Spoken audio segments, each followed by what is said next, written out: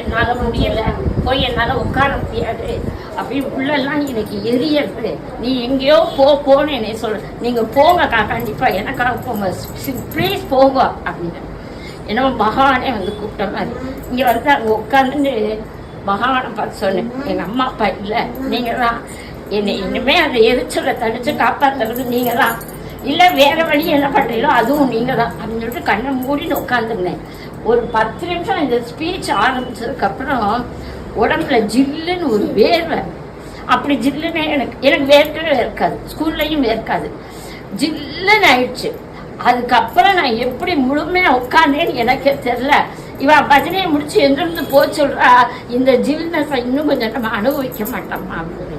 இவ கொடுத்த தீர்த்தத்தை போனோடனே நான் கொஞ்சம் தீர்த்தம் கொண்டுந்தேன்.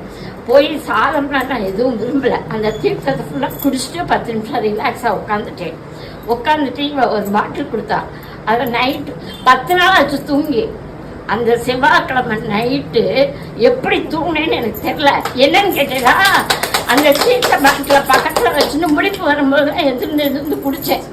வெறும் தண்ணியை குடிக்கிறதுக்கு பதிலாக இது சோம தீர்த்தம் எனக்கு இன்னைக்கு கிடைச்சிருக்கு, கணேசா மூலமா பகவான் குடிச்சிருக்காரு அப்படின்னு சொல்லி அதை ஃபுல்லா குடிச்சிட்டேன்.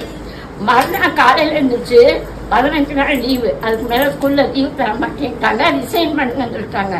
காலையில ஸ்கூலுக்கு ஓடிட்டேன்.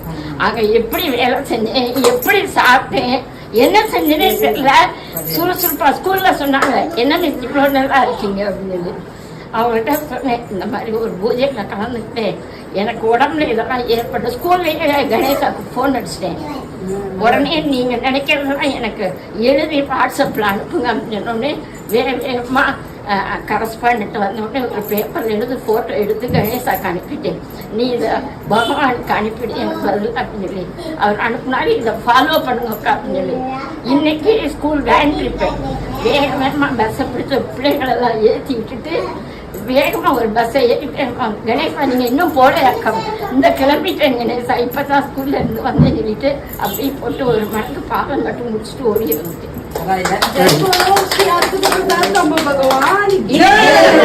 இனிமே செவ்வாய் வெள்ளி விட மாட்டேங்க, கொஞ்சம் முன்ன பின்னா ஆகும். பகவான் அனுகிரகம் கிடைச்சிருக்கு, நல்லா கிடைச்சிருக்கு. அந்த பேசவே முடியாது, இங்கெல்லாம் பொண்ணு இந்த கூலி வேலை செஞ்சா முகம் எப்படி இருக்கும், அப்படியே கருப்பா.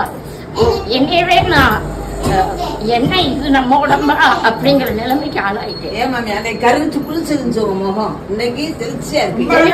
ஸ்கூல்லே சொல்றாங்க, இன்னைக்கு நீங்க தெளிவா இருக்கீங்க.